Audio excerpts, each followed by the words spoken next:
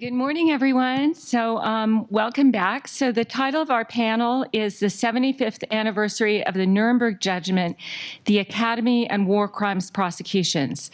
So this is a really broad topic because basically the whole field of international law, field of international justice is the legacy of the Nuremberg Tribunal and the Nuremberg Tribunal judgment, because we don't really know that if we never had the Nuremberg Tribunal, would we even have had the Yugoslav Rwanda Tribunals, Special Court for Sierra Leone, Cambodia Tribunal, International Criminal Court? So those of us speaking and teaching and writing in this field, we basically owe our jobs, our livelihoods, I think, to the Nuremberg Tribunal. So this was an incredible moment. I'll have to think deeply, Michael, if that's a Grotian moment, but it certainly is a pivotal moment for the field. So each of our panelists is going to talk about some of their work in the field of international justice. So I think their bios have been posted somewhere, so I'm just going to briefly introduce the panelists. So first, I will turn to Professor Leila Sadat. She is James Carr Professor of International Criminal Law at Washington University School of Law. She also serves as Special Advisor on Crimes Against Humanity to the International Criminal Court Prosecutor. And congratulations to Leila on your recent reappointment under the new prosecutor. She is currently also a senior research scholar at Yale Law School working on a book on crimes against humanity. And you might have noted in my arguments when I was talking about treaty obligations, I couldn't even mention a crime against humanity treaty because there isn't one. And this may come as a real surprise to those in the audience because, of course, it was prosecuted at Nuremberg.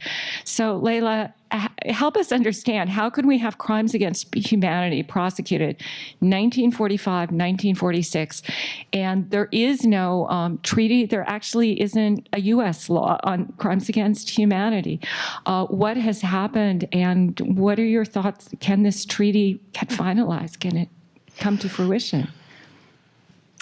Thank you so much, Jennifer, and thank you again to Dean Michael Scharf for the invitation to be here and to see for the first time in 18 months in person so many friends and colleagues. So why don't we have a treaty on crimes against humanity, and what is the origin of that? Since this panel is called the Academy, right? The Academy in International Law, that's our conference, and we're talking about Nuremberg. The question is really, what do academics have to do with norm creation, norm entrepreneurship, and how do they intersect with the behavior of states and the creation of international law? And I think the last panel gave us a lot of food for thought on that. Crimes against humanity has an ancient pedigree in some ways, and yet it's in positive law of recently modern vintage. Beth von Schaack actually has written a wonderful article on this in the African Journal of International Criminal Justice, finding references that I didn't know were out there about crimes against humanity in the 19th century being used to describe slavery and the slave trade. And even prior to that, there were references about the laws of humanity. And you'll see in the Martens Clause that I think it was Dean Scharf mentioned, references to the dictates of the public conscience and the laws of humanity. And so one of the things that we have to remember, going a little bit deeper into international legal theory than we have evoked thus far, which is you have treaties and you have customary international law, is that international law has a big natural law history. And when we talk about natural law, it's disfavored these days in this era of positivism, where we're going to look only at specific rules and bind states to those. But you can't have a legal system unless the actors within the legal system have certain norms that actually give rise to the legal system itself, right? And so one of the great chicken and egg problems of international law is, are states making the rules? Are states creating the rules? Or do the rules create create states? And do the rules create a backdrop against which states have to measure their behavior? And the answer is probably there's a blend of both, which is you don't have an entirely positivistic system because you always have rules of general application that apply even outside the four corners of any particular treaty or even outside the notions of customary international law.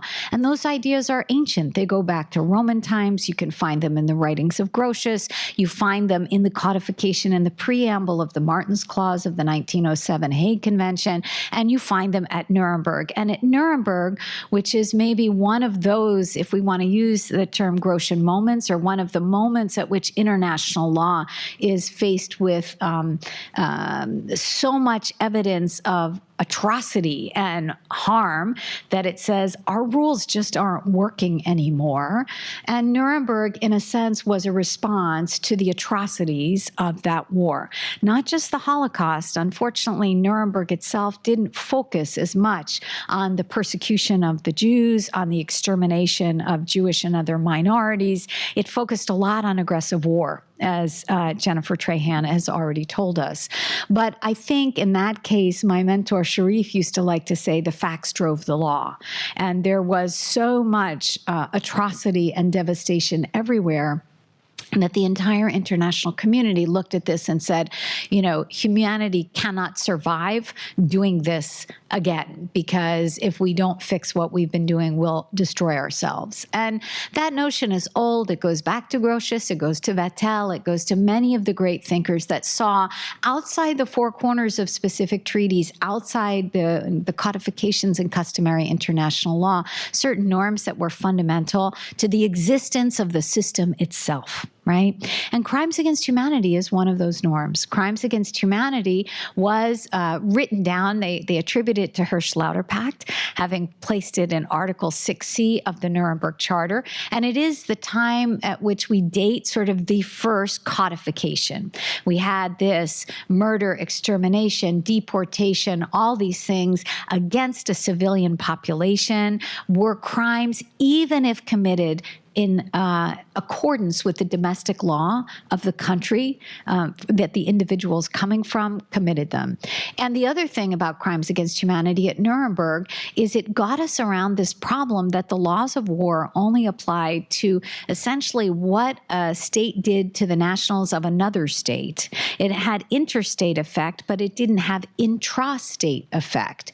And so the codification of crimes against humanity got not only at what the Germans and the other members of the Axis powers were doing to countries under their occupation, but to their own people. And crimes against humanity then is one of those moments, whether we call it Grotian or something else, where you see a fundamental shift in international law. That said, it was predicated on the work of scholars and on the work of diplomats. It had a long pedigree that we can trace back into early days, and it was individuals writing, talking, thinking, putting those ideas into the groundwater, if you like, that unfortunately it took a crisis of global proportions for them to crystallize at that time into a norm of international law.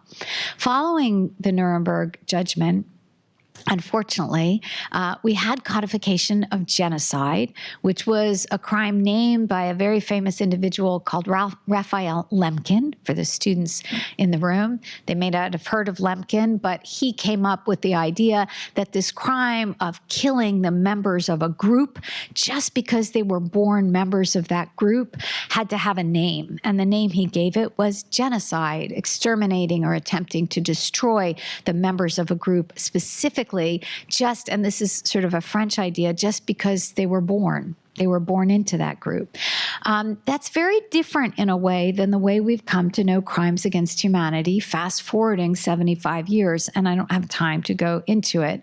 But the idea of genocide, that is the persecution or the destruction of groups, is a very different idea than widespread or systematic atrocities committed against individuals. And it's maybe Philippe Sands who's most recently articulated this so beautifully in his book East-West Street, right? Where he talks about genocide being the destruction of groups, crimes against humanity really being widespread or systematic campaigns against individuals.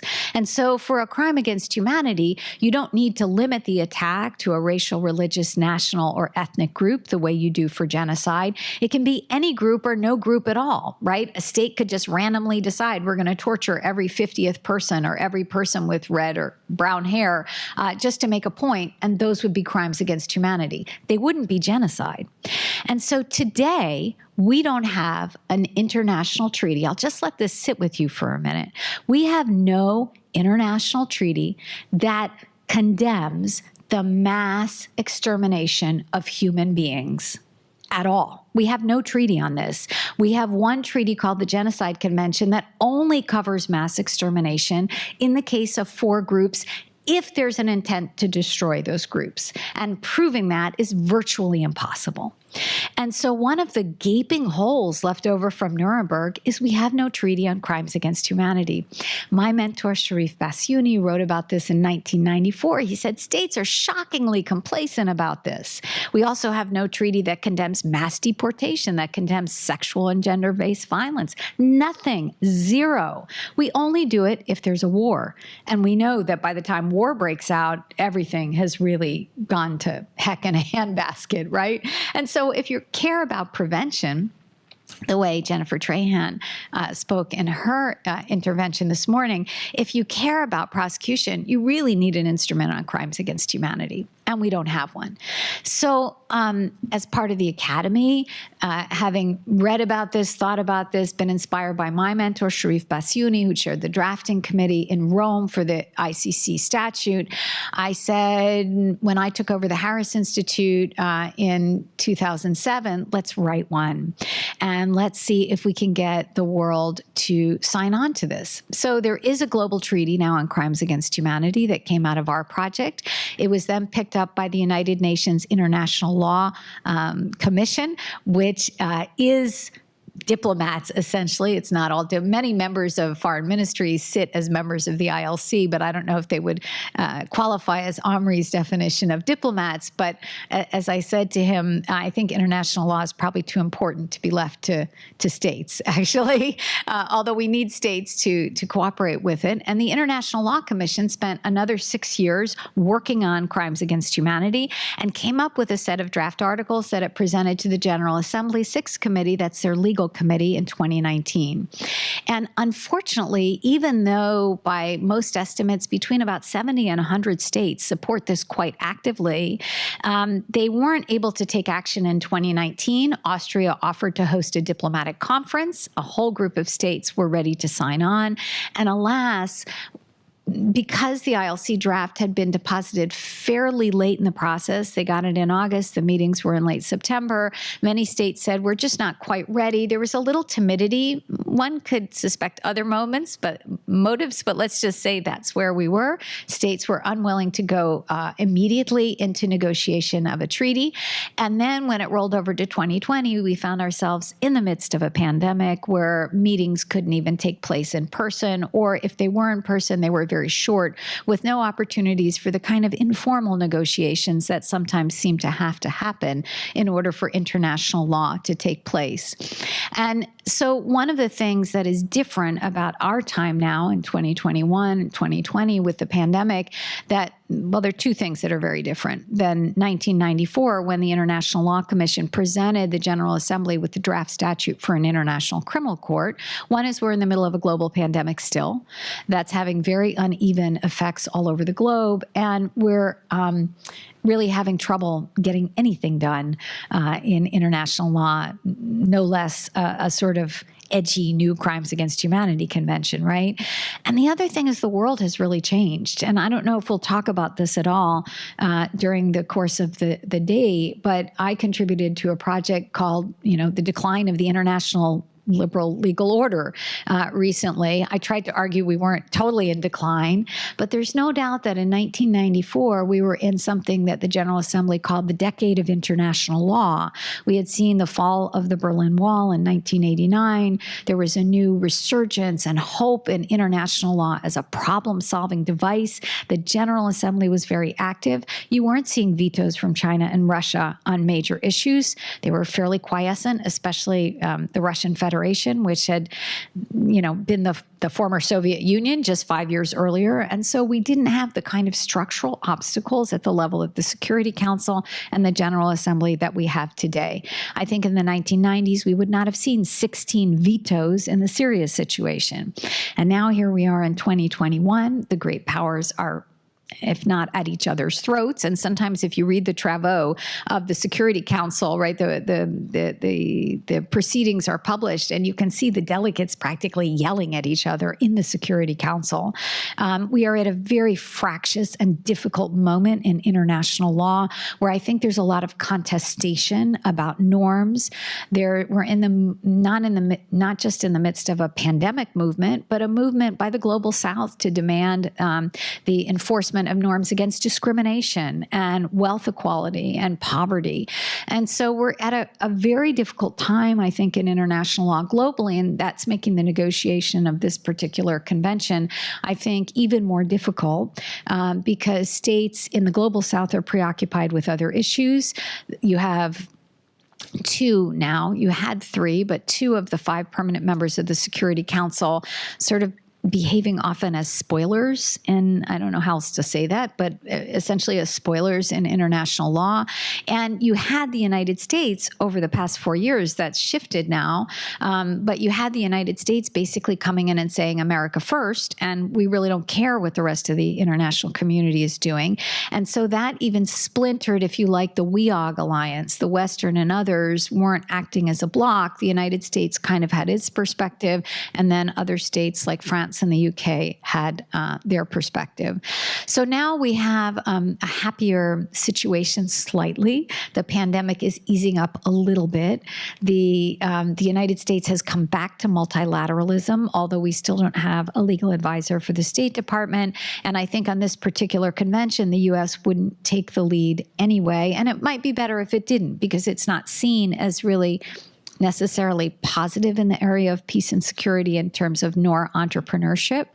And so we have a coalition of states, mostly European, but a couple African, some from Latin America, a couple Asian, who are trying to come up with a concrete strategy to get this out of the Sixth Committee, which operates by consensus. So any state can block motion forward in the Sixth Committee and into the General Assembly, perhaps into an ad hoc committee, just as the ICC statute was transferred from the Sixth Committee to the General Assembly for the negotiation of a new treaty. So I'm very proud as an academic of having used a lot of my time to elaborate this, to draft it, to work on some of the tricky issues, right? It's not as if it was easy to draft or completely obvious at the beginning why we might need such a new treaty. I think as the process went forward, it became more evident how useful a new convention could be. Gambia versus Myanmar probably wouldn't be a genocide case. It would be a crimes against humanity case if we had a crimes against humanity treaty, and you wouldn't have distinguished scholars fighting about whether they intended to exterminate the Rohingya or just ethnically cleanse and kill lots of them, right? Which is an unseemly conversation to have in any event. And it's distracting us from the real issue of 900,000 people living in refugee camps in Bangladesh, and who were, by all accounts, terribly treated and subjected to atrocity crimes in Myanmar. So I hope that's helpful. I think maybe I should stop there. I don't see the little sign, but I yield my time to the next person, and maybe we'll have more time for discussion afterwards. Thank you. Thank you so much, Leila, for those remarks. And also, just to acknowledge your tremendous work, inspired by Sharif, but for the students in the audience, one person really can make a difference by deciding to drive a convention forward as a professor. And it's quite remarkable, honestly. So I will now turn to Timothy Webster, who is professor of law at Western New England. Oh, we didn't give Leila a round of applause because I started talking too soon. Professor Webster is professor of law at Western New England School of Law. He was formerly professor of transnational law, director of Asian legal studies, and co-founder of the joint program in international commercial law here at Case Western Reserve School of Law. So those of you who have studied in the field of international justice under Dean Michael Scharf or Professor Jim Johnson will know of the parallel tribunal to the Nuremberg Tribunal, the International Military Tribunal for the Far East, known as the Tokyo Tribunal. So we're going to shift now to the Asian theater, and I welcome Tim's discussion of his ongoing litigation efforts in Asia to seek compensation, apology, and other forms of satisfaction for World War II crimes. Tim. Great, thank you. Is this on? Yeah, okay, great. So, of course, it's wonderful to be back here at Case Western. I've been gone for a couple of years, and I'm glad that Michael Scharf was generous enough to invite me. I twisted his arm a little bit, but he was very gracious, as you would expect Dean Scharf to be. And of course, it's wonderful to be among old friends here at the table. I'm a bit more of an observer. Leila is obviously a participant. Beth and Michael, my co-panelists here, and of course, Jennifer, have played a really active role in promoting various treaties and other ways. Tim, you might need to get closer to your mic. Yeah, I don't, because we're live streaming. Got it. Thank you. I will. I'll see what I can do here. Can I try your mic? I'll be like a CNN reporter. Let's see here.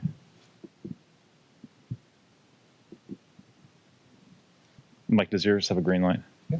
Okay. Is that green? Yeah. Fabulous. Is this any better?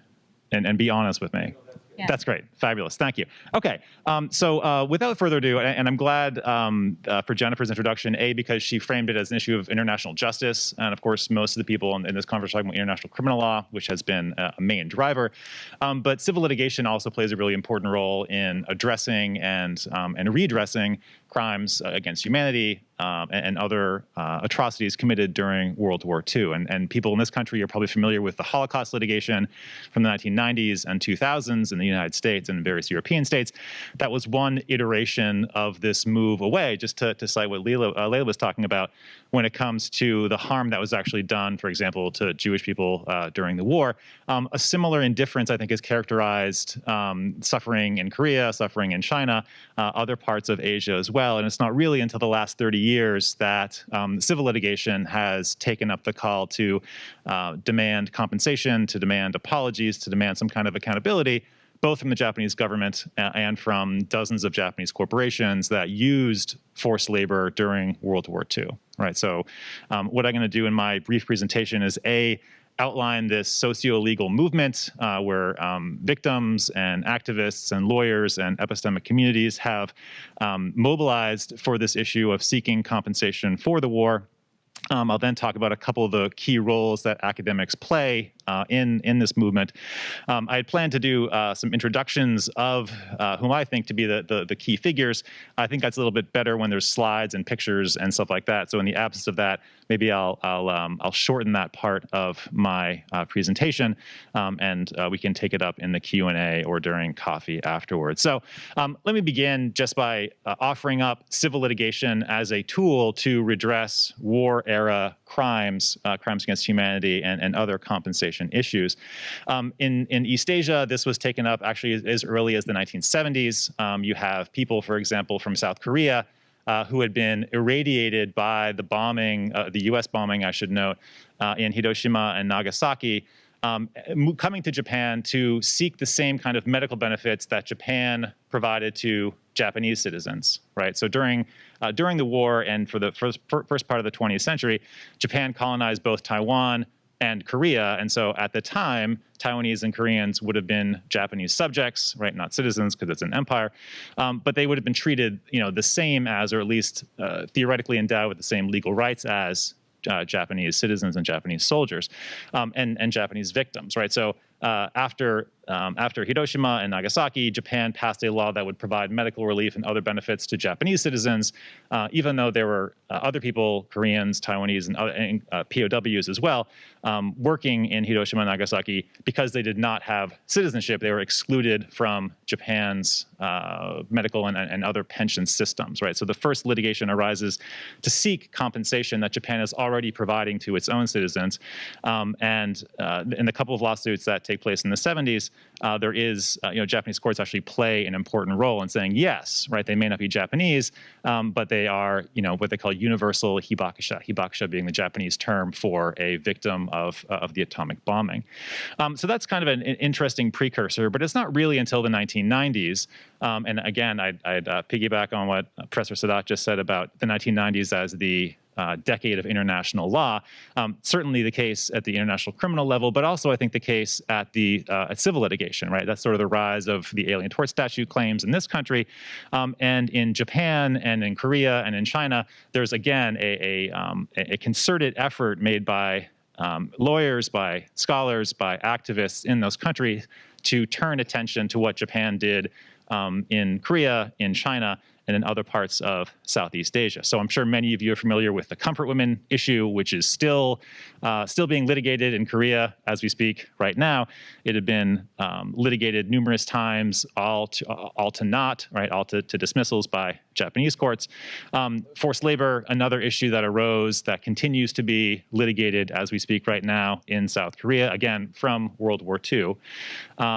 And other claims involving casualties, civilian casualties of people who were the victims of chemical weapons attacks, human experimentation, and other things that we talk about in Nuremberg, but we don't talk about, in my opinion, enough when it comes to Asia, and particularly Japan, which of course is a close ally of ours now, but was our enemy during World War II. So you see, 100 or so cases in Japan. You see about 50 cases in Korea. You see a handful in other jurisdictions.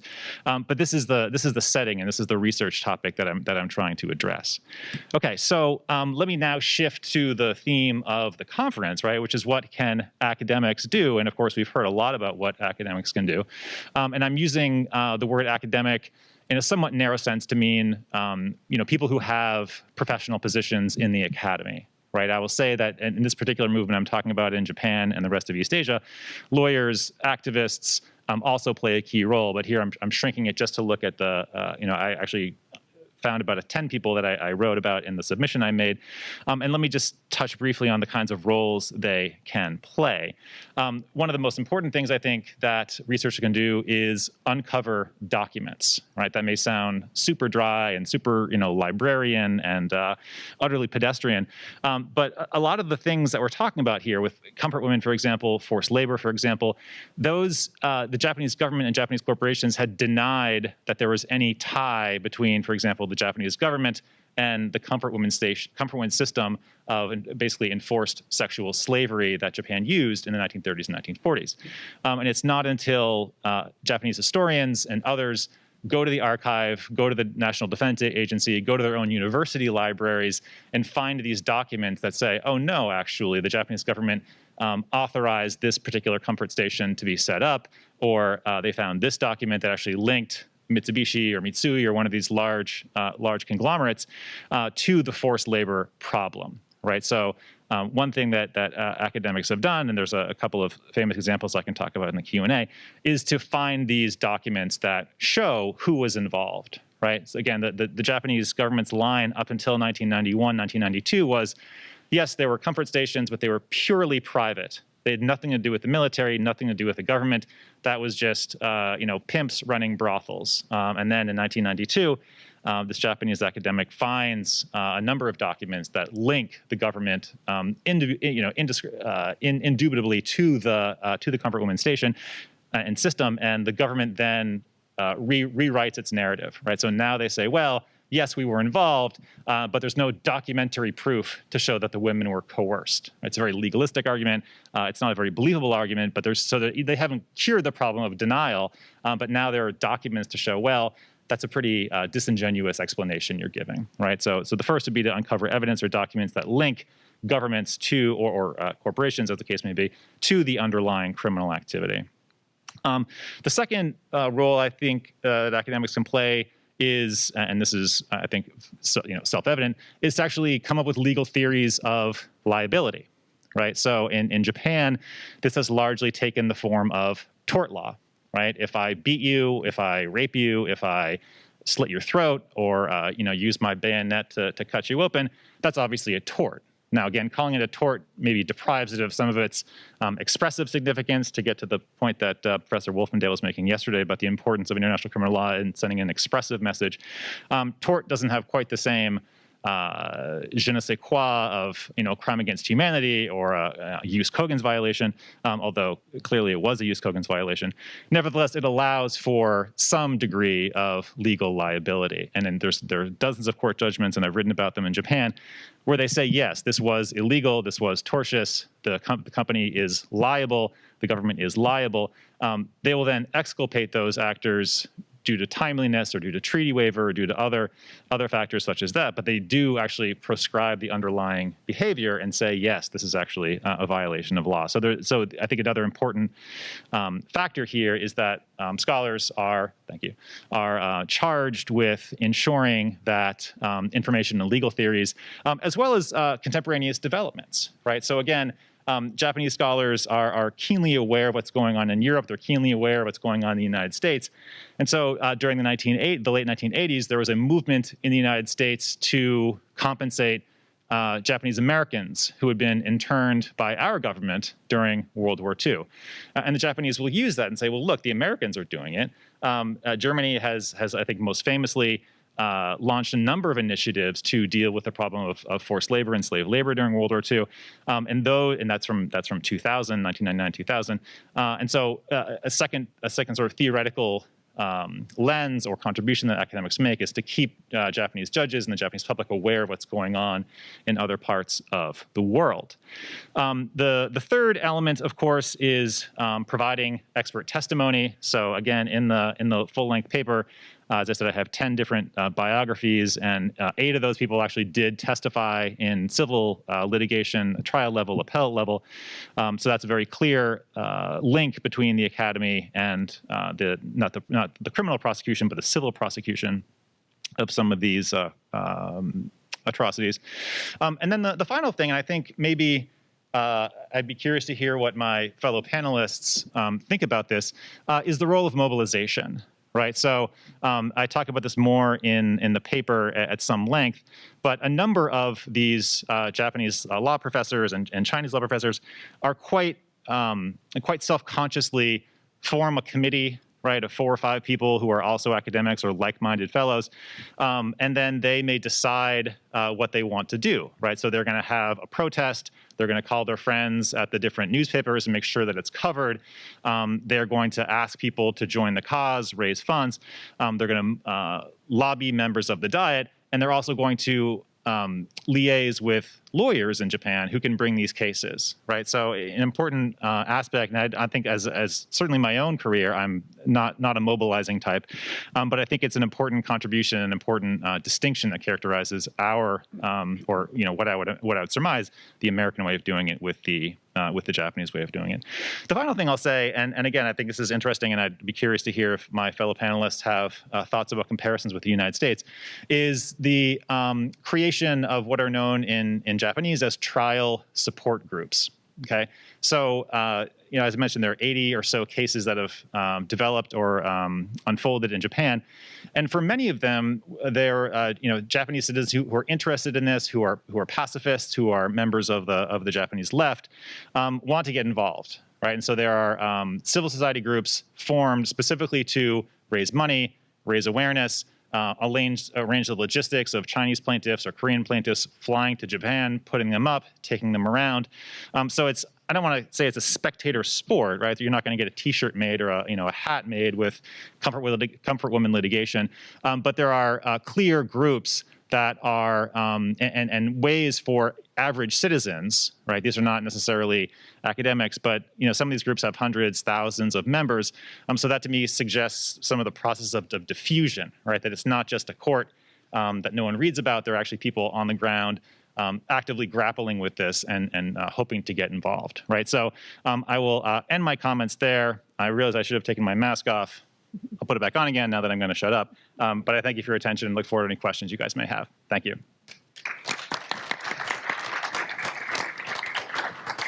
Great. Thank you so much, Timothy, for that presentation, reminding us of the other tribunals, important work, and yet a lot of crimes that were left off from the agenda, such as the use of comfort women, and bringing up the issue of denial of crimes, which unfortunately in a lot of venues we also really confront problems with. So I'm going to turn next to Professor Beth von Schaack. She is Leah Kaplan Visiting Professor in Human Rights at Stanford Law School and a faculty affiliate with Stanford Center for Human Rights and International Justice. She previously served as Deputy to the Ambassador at Large for War Crimes Issues in the Office of Global Criminal Justice in the U.S. Department of State. So I invite Beth to discuss some of her recent research on the U.S. War Crimes Act. Great. Thank you. Hi, everyone. Thanks for coming. And it's really great to be invited, Michael, and everyone who helped make this happen. It's lovely to see everyone in person. So taking off a little bit on Timothy's point about the various different roles that academics can play in the development and advancement and enforcement of international law, I thought I'd focus a little bit on the idea of legal reform. I've had a number of students in my human rights clinic and policy labs assisting with this effort. And so there's a role for students here as well. And then when I was at the Office of Global Criminal Justice, we commissioned the War Crimes Research Office at American University, which is has a number of students affiliated with it, to help with this process as well. And so there's really a great role for academic institutions to do the hard work of comparative law, of finding archives, looking through the travaux, which is the history of various legal efforts, et cetera. That's very difficult for judges to do, and policymakers certainly don't have time to do it either. And what I found working in government is showing the precedent, what positions were taken in the past, can be incredibly useful in advancing those positions again in the future. So you're not sort of announcing some new position, but rather it's a position that the U.S. or whatever state is already on record as having made. So I'm working on a paper now on proposed amendments to the War Crimes Act within the Title 18, which is essentially the U.S. federal penal code. War crimes, as we know, are very difficult to prosecute for a whole number of reasons. There's a lot of technicality associated with the constitutive elements. It's difficult to amass sufficient evidence, particularly battlefield evidence, although some of the new open source reporting is making that much easier these days. There's the vagaries of either unavailable or unreliable witnesses. In many cases do rely upon witness testimony still, notwithstanding that we have so much more digital evidence available to us. And then finally, there's the inevitable sort of khaki wall of silence, finding individuals willing to testify who are the closest to the events in question can be quite difficult. On top of these sort of universal concerns, the U.S. War Crimes Act has a number of structural barriers that make it very difficult to use. And in fact, it's been rendered a dead letter at this point, notwithstanding that it's been on the books for several decades. No prosecution has ever been pursued under our War Crimes Act, and so I've sort of been exploring why that is the case and making some recommendations as to how that can change. A little bit by way of background, in case people are not familiar with, the U.S. ratified the Geneva Conventions in 1955. As Leila mentioned, this was one of the outputs following World War II. There was a recognition of a further need to codify the prohibition against war crimes, and that was contained within the Geneva Conventions, which focus very much on international armed conflicts. There's just one small provision, Common Article 3, which addresses non-international armed conflicts. At the time, it was determined that extant U.S. law sufficiently embodied U.S. obligations under those treaties, and so no new legislation was drafted. They were looking to state law, federal law, and the newly minted Uniform Code of Military Justice. Over the years, however, it was realized that that was not in fact true, that the U.S. couldn't fully implement its obligations under those treaties, and so there was a movement afoot to draft a War Crimes Act.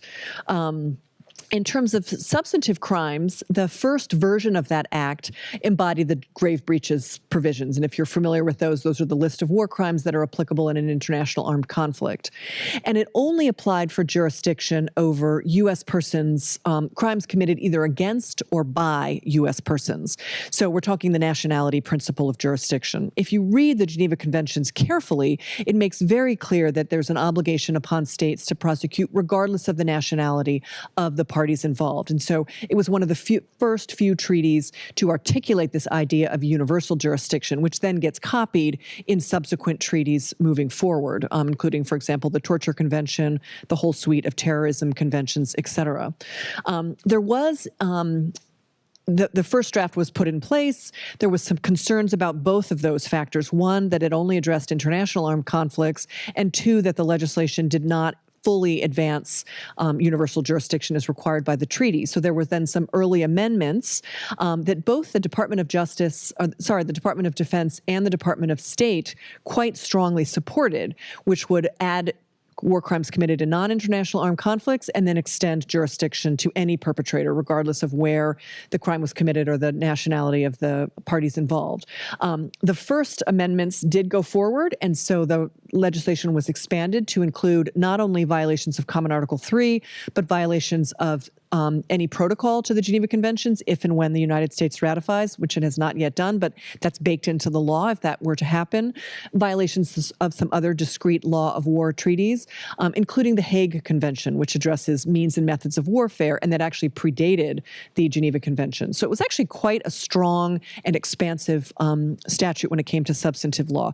No change, however, was made to the universal jurisdiction element, based primarily upon resistance from the Department of Justice, which didn't want to have such an expansive jurisdictional reach, in part, I think, because they realized that these cases are quite hard to do, and they didn't want the pressure of having to be searching for global evidence, global perpetrators, et cetera. The next major revision to our statute occurred actually as a feature of the global war on terror after the revelations of custodial abuse at Abu Ghraib and then the Supreme Court's ruling in Hamdan that the war against al-Qaeda constituted a non-international armed conflict. Through the Military Commission Act, Congress amended the War Crimes Act. Much attention was focused on the Military Commission Act, on the creation of military commissions, which we know have been pretty much an unmitigated disaster when it comes to actually providing justice for acts of terrorism, including the attacks of 9/11, and I think Deborah and others will get into that this afternoon. But the Military Commission Act also decriminalized certain elements of Common Article 3, including outrages upon personal dignity and violations of due process protections that individuals should have been given within a non-international armed conflict. And it very much had the custodial abuses and the military commission's sort of shortcuts around due process protections in mind by decriminalizing those acts. Finally, in 2008, a new statute criminalizing the use of child soldiers was drafted, which includes the full reach of universal jurisdiction. Jurisdiction can be exercised so long as the defendant is present in the United States. So it's not an unfocused universal jurisdiction, but if the defendant is within U.S. territory, then the case can go forward. So the structural deficiencies that I mentioned have been compounded by some interpretations by the Department of Justice that remain on the books. If you remember, there were a whole number of memoranda that were drafted that were trying to reconceptualize the definition of torture under international and domestic law, due process protections, et cetera. Many of those treaties were withdrawn or repudiated both under the Bush administration and then later under the Obama administration. But there were two treaties that remain still technically sort of on the books, if we could call them that emerged from the Office of Legal Counsel. And they both attempt to reconceptualize what a protected person is and when individuals can be considered the victims of war crimes within an international armed conflict. And they argue essentially that only individuals who are acted upon either in a situation of occupation, a formal occupation of a country by a second country, or if the protected person is on U.S. territory. It's only then that they're considered a protected person and thus can be considered the victim of war crimes. Now, those memos are sort of on the books. I have no idea how influential they are, but it does stand as a sort of influential and maybe authoritative interpretation of U.S. treaty obligations and thus by derivation, an interpretation of that, of our implementing legislation. So that's a barrier to being able to bring war crimes charges. In addition, The statute makes a distinction that the law once made and that now it really no longer makes, except in some very narrow and limited circumstances, a distinction between conflict classification. International armed conflicts have always had more robust positive law associated with them, including in the war crimes context. Non-international armed conflicts have not had such strong positive law. The work of the tribunals has been essential to essentially collapse that distinction and make it possible to prosecute virtually the entire range of war crimes, regardless of conflict classification. Our statute, however, reflects that older version of law. And so the classification of the conflict is an element of the offense. And so the prosecution must prove that before they can bring a charge, because they would have to charge under different heads of our war crime statute. That's an incredibly complex exercise, especially now when we're dealing with non-state actors, transnational terrorism groups, terrorist groups, that are operating within different overlapping conflicts, and international intervention on behalf of various parties within these conflicts, both the sovereign actors, but also in support of the non-state actors. And so there may be complex evidence involved in undergoing conflict classification, including evidence that is potentially classified. There may be interagency disputes as to how a conflict should be classified. Classifying the conflict may implicate various diplomatic relations with other states. And so to the extent that there is a lack of clarity or potential evidence cutting in different ways, that becomes information that must be shared with the defense, because it's potentially exonerating if charges are being brought under either a non-international armed conflict or an international armed conflict framework. And so the solution, of course, would be to collapse those distinctions and redraft the statute with simply a list of war crimes that we know apply under customary international law, regardless of conflict classification. Just two more deficiencies that I'll mention before closing. One is that, maybe surprising to many, the United States has no superior responsibility statute. So we can charge these crimes for sort of direct perpetrators, under complicity theories, under conspiracy theories, but holding a commander liable who knew or should have known that their subordinates were committing abuses and who failed to intervene either to prevent them or then after the fact to properly punish them, that is not really available to our Department of Justice. And so query whether we should have a sort of global superior responsibility statute that would apply to all of our atrocities, crimes, legislation, including the Genocide Statute, maybe a future Crimes Against Humanity Statute if one is ever drafted, our torture statute, and then potentially even under our terrorism, trafficking, and piracy statutes, which are also quite robust when it comes to the jurisdictional regime. And then finally, I think we should reconsider recriminalizing the elements of crimes of Common Article 3 that were decriminalized with the Military Commission Act. Particularly the outrages upon personal dignity have proven to be quite useful in the Syria conflict in European prosecutions, which are proceeding apace. They're way ahead of the United States when it comes to holding individuals liable for the crimes committed during the Syrian conflict. Any individual who posts on his, and it usually is his, but not always, social media stream, a picture of a severed head or a foot on the head of a detainee, that is an outrage upon personal dignity. And these are trophy photos that individuals have purposely had taken and then posted on their social media profiles. Those pieces of evidence have been crucial in holding individuals liable. And because the Europeans have incorporated outrages upon personal dignity within their penal codes, and even deceased persons are entitled to be treated with respect, those charges have been able to be brought. And so recriminalizing that within U.S. law, I think, would be helpful, particularly dealing with modern trends of abuses and the sources of evidence that are available. So all of these problems that I've identified can be addressed through discrete legislative changes, but potentially also even articulations by Congress of the sort of sense of Congress.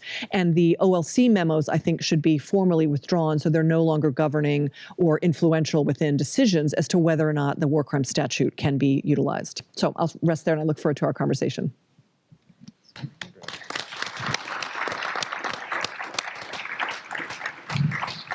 Great. Thank you so much, Beth, for that terrific history of the War Crimes Act. Great detail on exactly what gaps we have, and good luck. I hope we can get some of these fixed. So I'm going to move to Professor Michael Newton. He's professor of practice of law and professor of the practice of political science at Vanderbilt Law School. He's also director of the Vanderbilt in Venice program. He will address the interface of domestic and international law and some new emerging issues. Well, thanks for that. So at the risk of sounding like a geeky law professor, one of the things that I did during COVID was to kind of take time. You always say, I wish I had time to do the following. One of the things I did was take time to go back and read some of the original sources of a bunch of things that I had read many years before and had shaped. And I just have to say, it's so nice to be back with people because we don't have time to read as much. And it's so nice to see friends where we can cross-fertilize in person rather than just reading each other's writings or talking on the phone or talking on Zoom. So one of the thematic things that I think has shaped certainly my career and a lot of my friends and everybody on this stage in one way or another, which is what drives academics, comes from Marcus Aurelius. It's a quote incorrectly often attributed to President Reagan, but here's Marcus Aurelius in Book 7. He says, when you have done good and another has benefited, you're doing good and it is a positive influence in the world, why do you still look like fools for a third thing besides credit for that good work or a return? And I think that's the common theme of what academics have done. And in the piece I'll write for this, both in the IMT and the IMTFE, academics had a really critical role in the foundation and the formation and the negotiations and that process of bringing together what becomes, going back to Omri, state practice. Right? We point to the treaty, but it's a lot of the academic influence very quietly that brings about that articulation of crimes against humanity, that brings about, as Beth pointed out, in the Rome Statute context, the merger of international and non-international armed conflicts. It's academics that are, to say it in the Newton way, it's the academics are the grout that kind of hold the system together, that in some ways energize the system and drive states. And so that's the three blocks I want to talk about. In the first place, the academics have had profound influences in getting at the domestic level and taking both the development of international norms, but then implementing them. I'm looking at Dean Michael Scharf. So we're on the ground in Uganda. And the question is, how do we have a domestic war crimes process that actualizes Geneva Convention obligations and creates crimes against humanity obligations? So academics are good at several things, as you well, not all equally good, but everybody on this stage is really good at this. They can debate, they can take countering positions, they can create consensus, and there's a deep breadth of expertise that is well-read and reasoned, right? These are experts, and they don't go around talking about their expertise as much, but when you throw something at them, they typically have stuff to draw on. Those are very useful skills in diplomatic negotiations. The other thing that academics are very good at doing, which we've done in domestic contexts all around the world, is we're good writers and thinkers. We can take what you've said, so Dean Scharf and I would debate all day long. We would stay up quite late. We would capture what had been done in great legal text, and we would walk back in the next morning about 8 a.m. and say, okay, here's a consolidated legal text. Academics can do that, and a lot of people can't. In the negotiations of the ICC Elements of Crimes, we did exactly the same kind of thing. You would capture developments, and academics have a real profound influence in that way. The other thing, of course, is, and for me this springs from a very deep commitment to the rule of law. We all have day jobs. Right? So when Beth goes to GCJ, she always has the landing pad of her real job. Right? She's going to go back. When I go to the Office of War Crimes Issues, I'm going to go back to my real job. Right? So we're not there just for career advancement. We're not there. We're there to serve. And we're there because we're deeply committed to the law. And, you know, I would say the same about Leila and the Crimes Against Humanity Convention. There's lots of examples here. And I think that's very important because what it does is it creates the energy and the depth and the commitment to do what's necessary, but not really for personal aggrandizement, for the integrity of the law. And that, I think, really works well. The other thing that we've done a lot of at the domestic level is direct support to judges. You know, I'm looking at my wonderful friend, Jimmy. Jimmy reminded me earlier, we've known each other for 30 years, right? So as soon as we stand up, it's academics that negotiate the special court for Sierra Leone. And as soon as we stand up the special court, we get the prosecutor put in, we get the registrar put in, we set up this wonderful little creature called the Academic Consortium, driven by academics. And the point is that judges and prosecutors and the registry can ask pointed questions on a non-attribution basis. And you see, those academics help fill that gap to say, you know, Case Western contributed to the academic consortium, and, you know, a bunch of schools. We work together to really give concrete, and I could point, if we had time, to dozens of judicial opinions or dozens of prosecutor policies or dozens of examples in oral argument where people draw from that depth of technical expertise.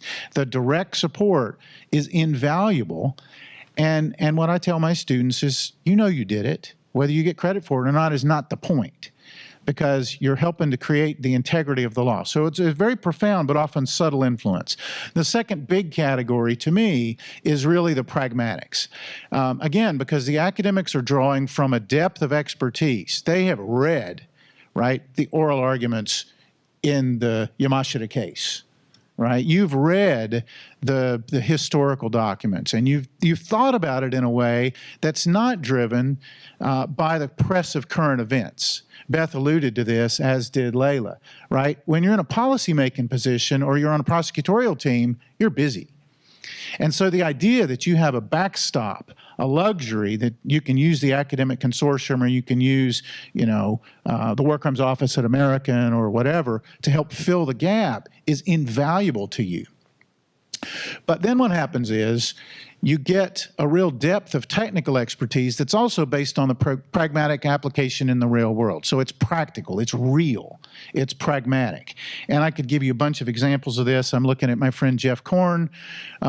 We were asked to do amici arguments in the Antaganda case about a very detailed, very complex real-world situation. And of course, you can see, well, there's the term in the treaty, but at this point, it's an interpretive question. And it's the pragmatic expertise based on both the real correct articulation of state practice, but that state practice done against a very deep understanding of the law.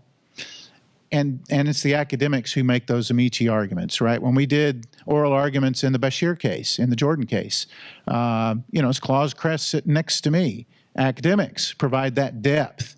And we based our arguments on the Mapping Bashir project. It's the best data set in the world on where Bashir went and why and how and what was state response and what was state practice, what is the correct articulation of customary international and opinio juris vis-a-vis the travels of Omar Bashir as a sitting head of state and subject to warrant of arrest from the ICC. Trial teams simply don't have the time and the bandwidth and the luxury to do that, and neither do diplomats. So academics provide an invaluable pragmatic backdrop to really clearly articulate state practice. The other example is a lot more detailed, and I'll do this in writing. I don't have time to do it completely here. But in the actual context of treaty negotiations, this is what Leila has found in negotiating the Crimes Against Humanity Convention. This was absolutely true in the London Charter, where the academics bring a depth of expertise to correctly capture the law. Okay, so just a couple of examples from our work in the Rome Statute. The Rome Statute picks up in the war crime of appropriating enemy property. It picks up the 1899 and 1907 Hague language, right? You can only do that unless it's imperatively demanded by the necessities of war. So the question then is, what is really state practice? What is that actually saying as a matter of binding law, binding customary international law? And it takes academics and legal technical experts in the elements of crimes to say that's really just an articulation of military necessity. There's no such animal as expedient military necessity. We rejected that based on some academic writings at the Nuremberg Tribunal, right? Military necessity is a constrained concept. It's not just Kriegsraison, do anything you want. We know that. But beneath that threshold, it's the academics who help fill that gap. So then the ICC elements, it simply says military necessity. That's what it means. Another example, of course, is pillage. This came up in Bemba, it came up in Antaganda. It's a common. When is the appropriate line between pillage, taking for personal reasons, and an appropriate taking of property based on a valid articulation of military necessity? There's a lot of law there. And it takes academics to be able to compile that and persuade it in a way that accurately reflects real state practice. Really critically important. And then the last example, I was talking to Ahmad about this earlier, is, in Article 28, the command responsibility language in the Rome Statute, what we say is, of course, we pick up the new or should have known standard from the Far East Tribunal. No problem there. And we've got the depth of analysis to say why that's totally legally correct. But it then takes academics to say, okay, what are the necessary and reasonable steps that a commander takes with that knowledge? Again, the trial teams are too busy. And I also say, I'm a prosecutor and actually a defense counsel on occasion, so I can say this. On a trial team, I'm busy shaping the law and shaping the facts to serve the needs of my client. It is an incredibly valuable function, though, for somebody who's a little more attenuated, a little more remote, to be able to come in and say, great, shape the facts, but here's the binding under the bedrock of law based on state practice. That's incredibly valuable because as a litigator, I'm busy litigating and shaping the facts to suit my particular purposes on behalf of my particular client. So this was the big issue in Bemba that Ahmad is researching, right? And then the last one, and I could give lots of examples, but since I'm on the topic, I'll just give the Bemba example, is that academics so often provide the depth of practice back to the real world. So there's a practice-based approach here. Tim alluded to this. It's the academics who can go back in and say, this is what was actually written in, the Tate letter and the background behind the Tate letter, the actual documentation, practice, state practice, state practice. So one of the issues in Bemba is it necessary and reasonable for a military commander or a civilian person who's effectively acting as a military commander in a non-state armed conflict, what does international law actually require as necessary and reasonable measures? You go through that analysis. The trial chamber said that you're required to withdraw and end a military operation upon the first indicators of allegations of war crimes or crimes against humanity, which effectively would end military operations. It would effectively end operational command. It would effectively end UN peacekeeping operations. And it's the academics who were able to go back and say, here's what necessary and proper means, and by extension, here's what necessary and proper does not mean, because it's based on state practice. And there's zero evidence in state practice that there's a duty, a binding duty on all military commanders in the face of allegations of war crimes to simply withdraw their forces. There's just no evidence of state practice. And that's what the academics do, and so much more. So what I'd say is frame your questions, because we all have a lot to talk about and a lot of experience. Thank you.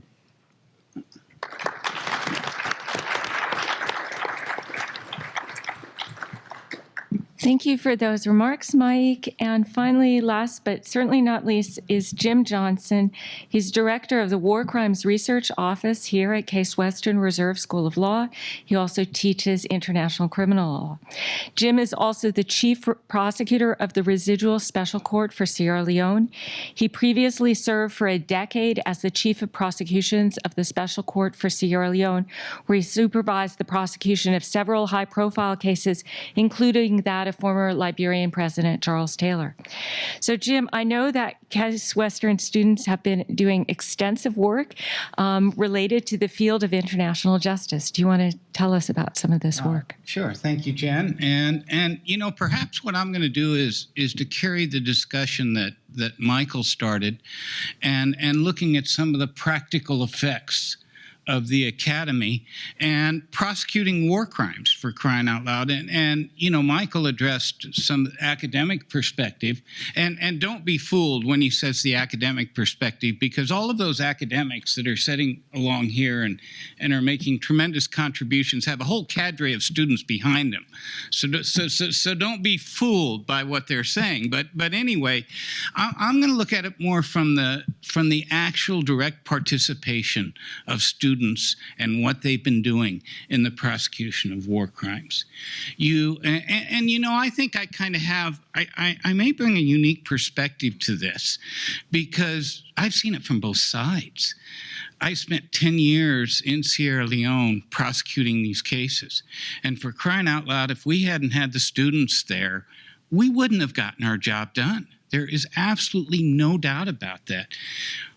In Sierra Leone in particular, but across the board on these international tribunals, you hear about the ICC having difficulty because they don't have the staff, they don't have the resources. This translates to all of the international tribunals. We're starved for resources. We need more help.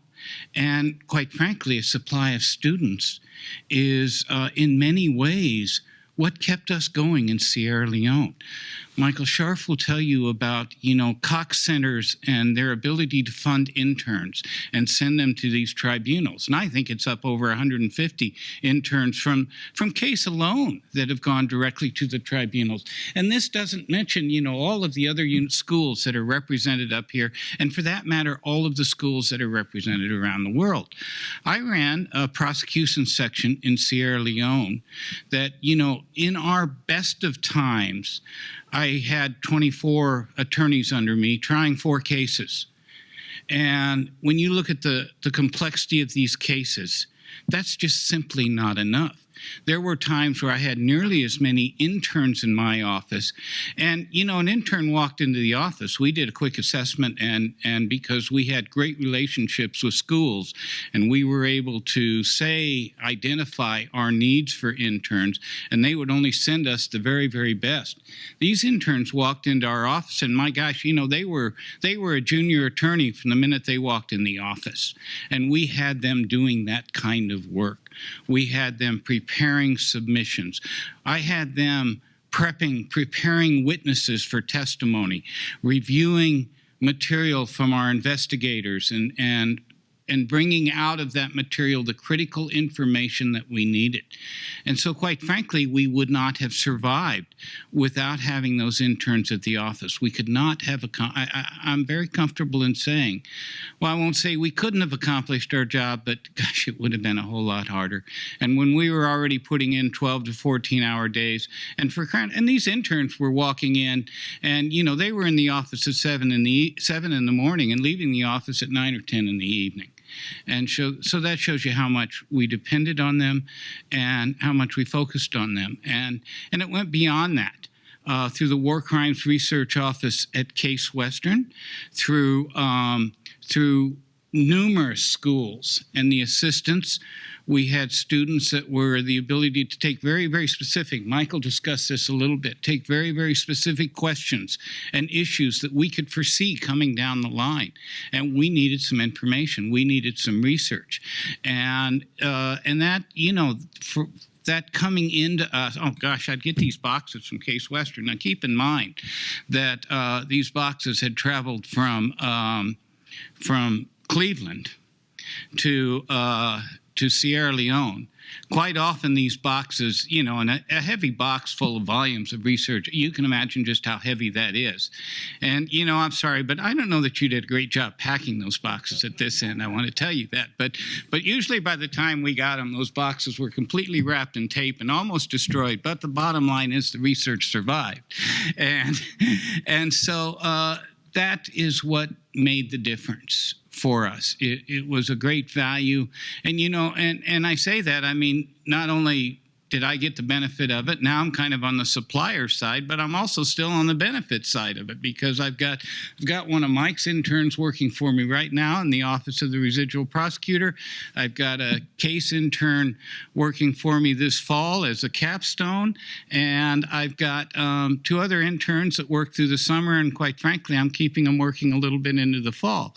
And so these are where students are making practical and real differences in their own right. They're not at the university where they have a professor supervising them any minute. They're out on their own, and you're sending them out there into the real world. And so, that's kind of what I think of when I think of, so much in the way that the Academy contributes and has contributed now for over 20 years to these war crime prosecution. That's kind of the first thing that comes to mind. Well, then we kind of carried that a little farther. And when Dave Crane came back from Sierra Leone, and when I came back from Sierra Leone, we kind of said, well, what else can we do with students? And what other contributions can they make? I don't know. You've got your Case Global magazine in front of you. Turn to the first story in the magazine, and it talks about the student-led initiative documents atrocities in Yemen. Now, this started off with Dave Crane's creation of the Syrian Accountability Project. Believe it or not, it's 10 years old now, looking at Syria and having students document the crimes in the student. And based on our lessons coming out of our prosecutions in Sierra Leone, these students are creating a conflict narrative. They're creating crime-based matrix, doing a deep dive into most egregious incidents, identifying and studying most responsible parties, preparing multiple white papers. Our Yemen project, which we started 3 years ago, we brought the SAP model to CASE, and I started the Yemen project 3 years ago, and we've put out 2 white papers. Oh, put that sign down, for crying out loud. And we brought out 2 white papers on corporate aiding and abetting responsibility in Yemen, and on starvation, the crime of using starvation as a war crime in Yemen. SAP has completed multiple white papers. And of course, we're looking down the line to creating sample indictments. Why are we doing this? Because hopefully we will see someday that there will be accountability coming out of that. The Syrian project has thus far created over 30,000 pages of documentation. And where was the first place it went? It went to the IIIM when it was established a few years ago. And so now we kind of thought, well, we can do more with this. And so we created a not-for-profit called the Global Accountability Network. And how can we create these similar student-led initiatives at other universities? Through the Global Accountability Network, we've created a Venezuela Accountability Project. When I mentioned CASE for Yemen, Melina, you're here somewhere. We've had great students from Cleveland Marshall in CASE. The Syria Project not only includes Syracuse University, but the University of Michigan. But we've also created a similar project for Venezuela that has the University of Toronto and Florida International University. And that project has received support from the Organization of American States, with blessing all the way up to the Secretary General of the OAS. Now we're also in negotiations in early talks with a school in Australia to set up another project outside the country. And so, but the point of all of this is not what we're doing, but the point of all of this is that these are students able to get actively involved in looking at atrocity crimes going on right now and preparing the foundation for what we hope will be eventual accountability. Okay, I think I'm done, but thank you very much.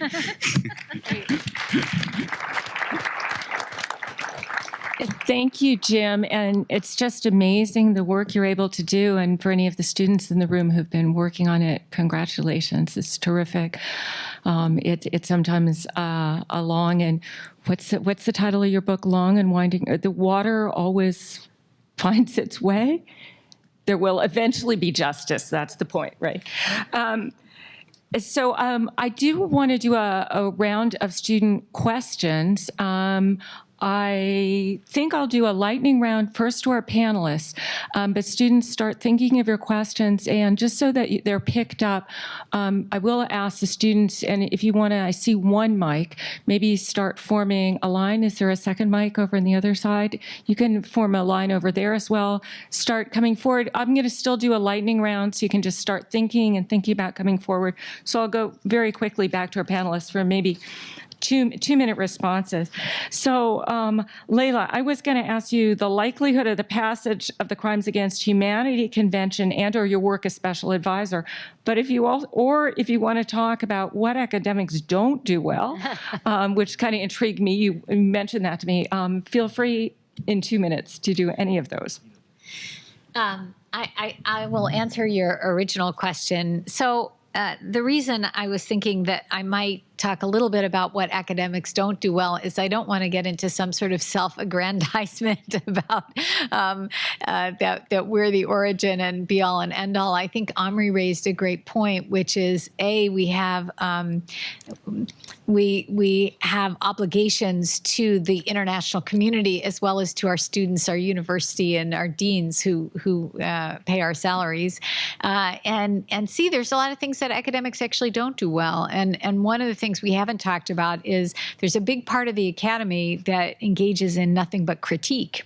So on this particular panel, you have a lot of people who are doing active projects, but if we had collected a different group of academics, you would have had a very different set of responses, because our job really is to take things and criticize them as well as to build up. And so that I just wanted to bring that into the conversation. In terms of the Special Advisor Project, echoing just what Professor Johnson had said, we have had teams of students at WashU working on very confidential issues on very, very important questions that have gone to the ICC prosecutor directly, that have informed and shaped many of the prosecutors, the second prosecutors' projects. It was a little difficult. Maybe we could later this afternoon talk about the fact that the prosecutor was sanctioned by the United States government for a year, which meant that we had to suspend our in-house project because we couldn't really be working for somebody who was under U.S. sanctions. But fortunately, the sanctions are gone. And so that does provide sort of a similar opportunity. We also were part of the academic consortium for the Special Court for Sierra Leone.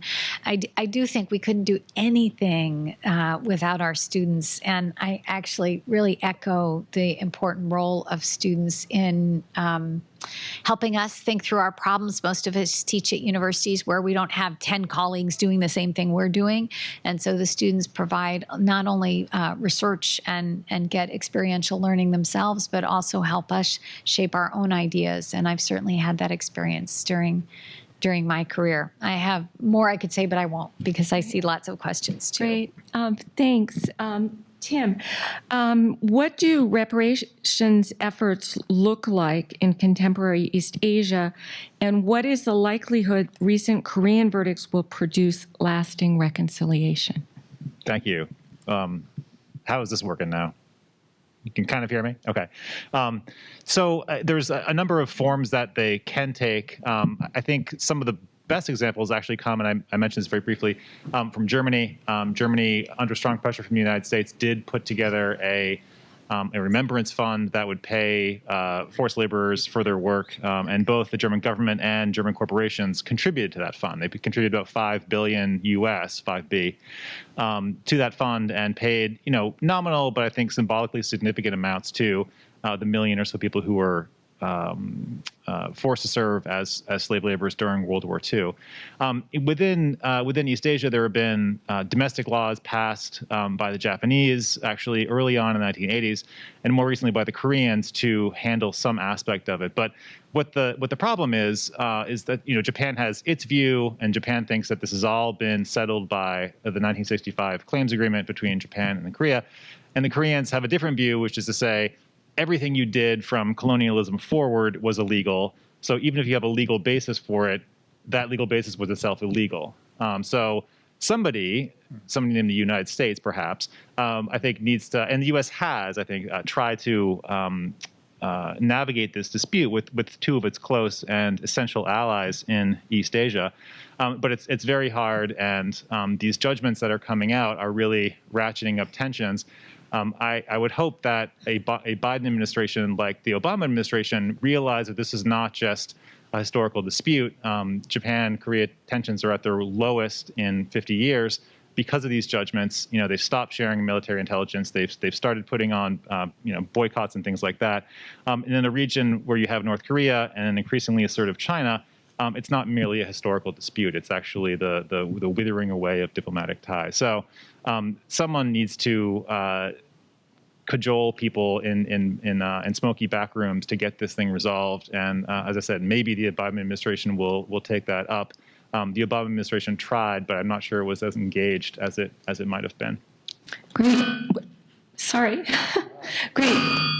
Thank you for that. I don't know. Okay, I'll be back here now.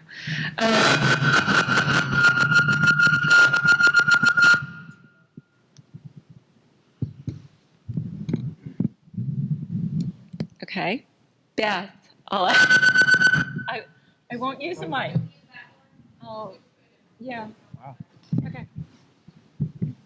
Beth, you have laid out the gaps in the U.S. War Crimes Act. I don't know in your writing, have you done any kind of draft of a proposal of a new War Crimes Act?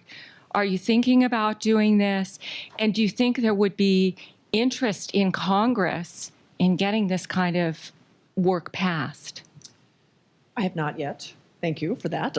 That's step 2, I think. It's a relatively easy and discrete fix, though, so I think it could be done relatively easily. There is a little bit of energy and interest around actually a Crimes Against Humanity statute, and there's a sense that you can only kind of get one of these, maybe even a cycle, sadly.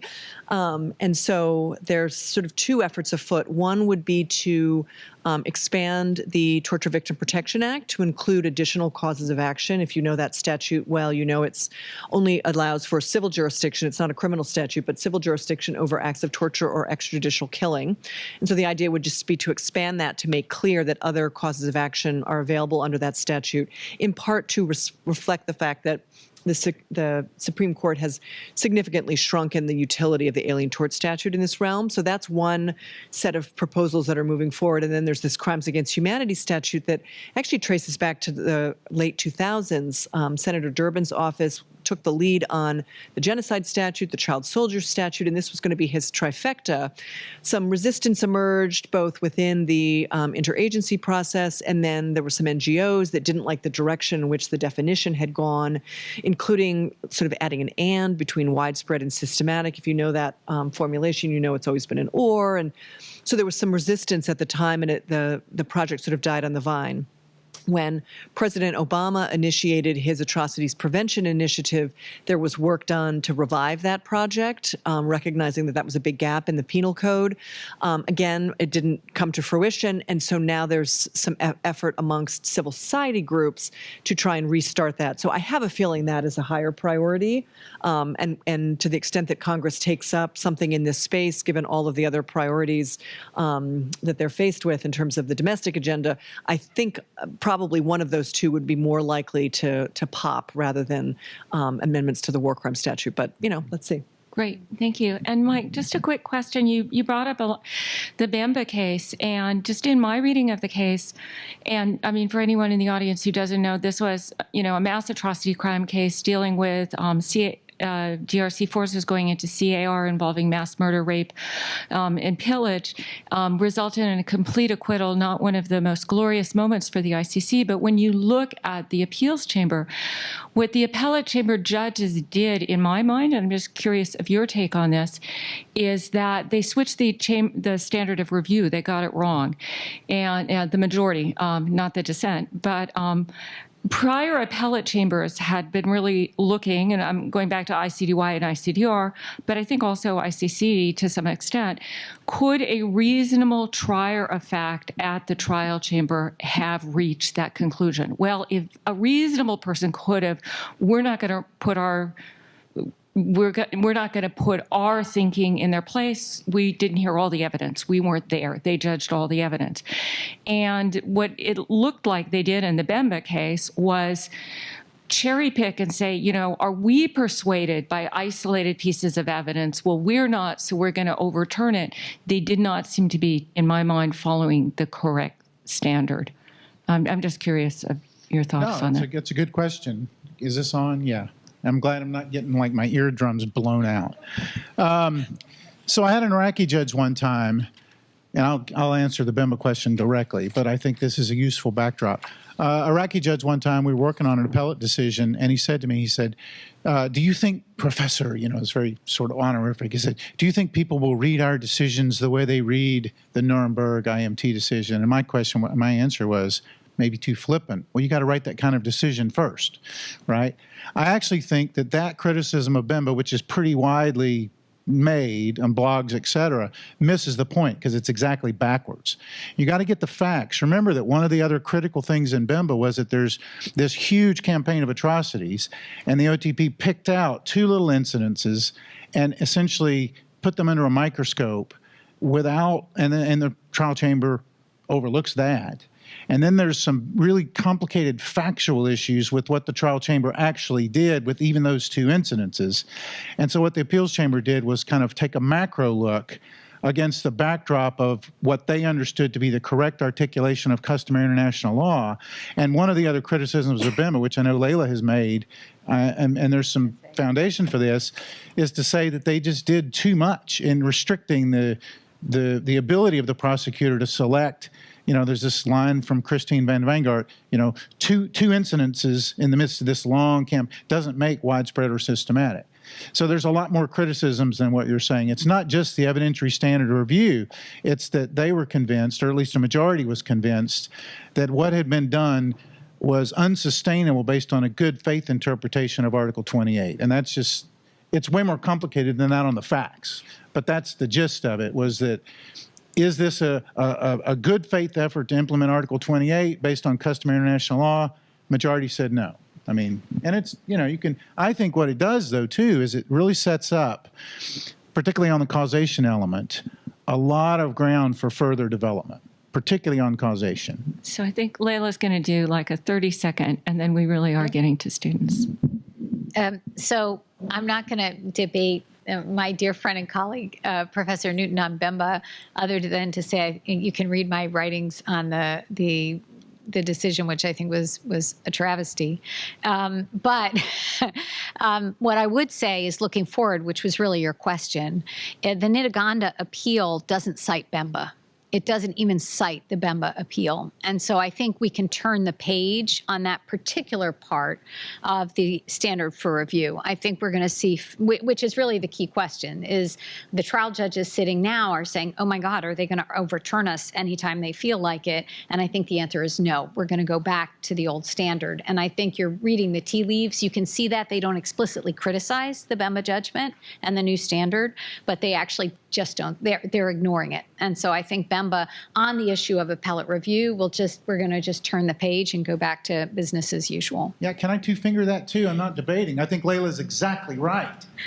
But what it does is it says to ICC trial judges, create a record, like do a really good job at trial, like you should have done in the Bemba case. Because when you look at the facts, there's a lot to attack.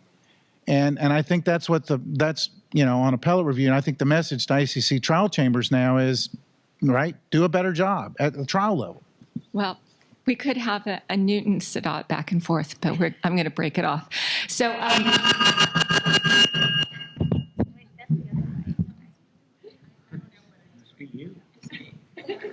So just for the sake of time that we get to all 3 of you, why don't you pose your question, and we'll immediately take questions 2 and 3, and then anyone can take whichever one they want. So go ahead, please. Let me just keep it. Hello.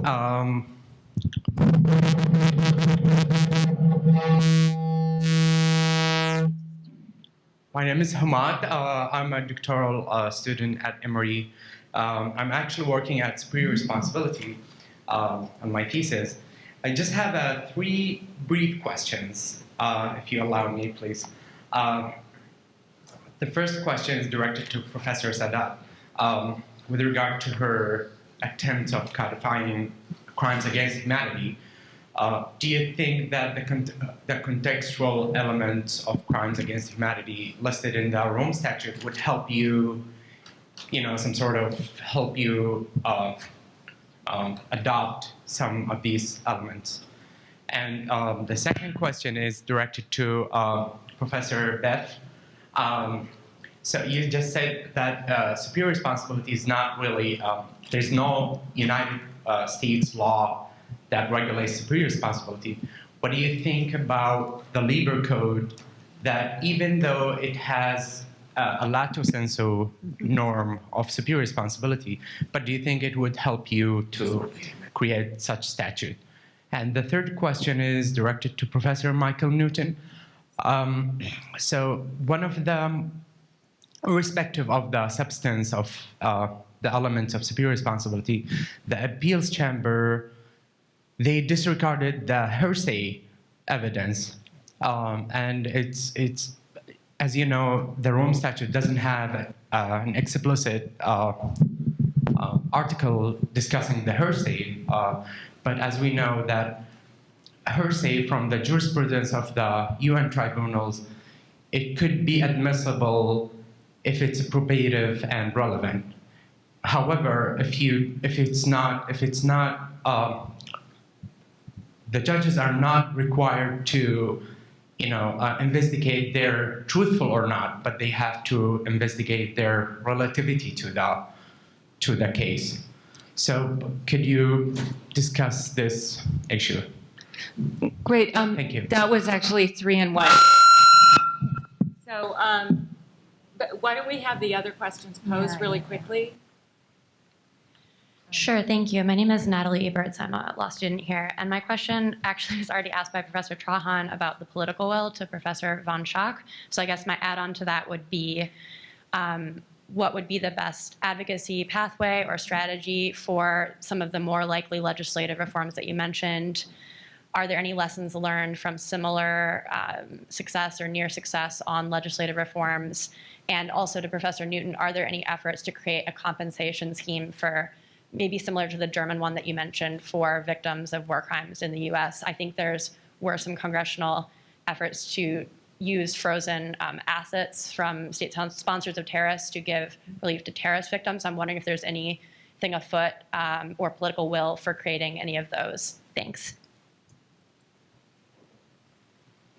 Thank you all for being here. My question's a little broader, so whichever ones of you would like to answer it, please feel free. I was just kind of wondering, over the course of your careers, considering you spent a lot of time in the field of international law, whether your understanding of the implications of the Nuremberg trials has shifted over time and how you see that affect current war crimes prosecutions. Thank you. That's a great question. Hi, my name is Matt Fennell. I'm also a law student here. I had the privilege of being over in Germany this past summer for a while, and there was lots of talk, obviously, about Nuremberg, and I saw a couple historical sites. In particular, one of the concentration camps I went, there was a memorial there, and there were just 2 words on it. It just said, "Never again," and both watching kind of the documentaries they showed there and listening to kind of the things they said, it seemed almost more than getting their own justice and holding people accountable. They wanted to make sure that what they endured and their families endured never happened again. So what mechanisms do you feel are in place, not only to hold people accountable, but to discourage that type of crimes against humanity from coming up before it even happens in that sense? Great. So with the audience's indulgence, we'll take 5 more minutes over, and I'll just have each panelist address whatever they would like of all these great questions, and we'll go in the same order. So Leila, 1 minute to take on any of this. I think I'll actually take the last question the last question about how have my ideas about Nuremberg changed. A lot of it has been when we used to think about Nuremberg as sort of this iconic moment, it was a bit of a dead letter.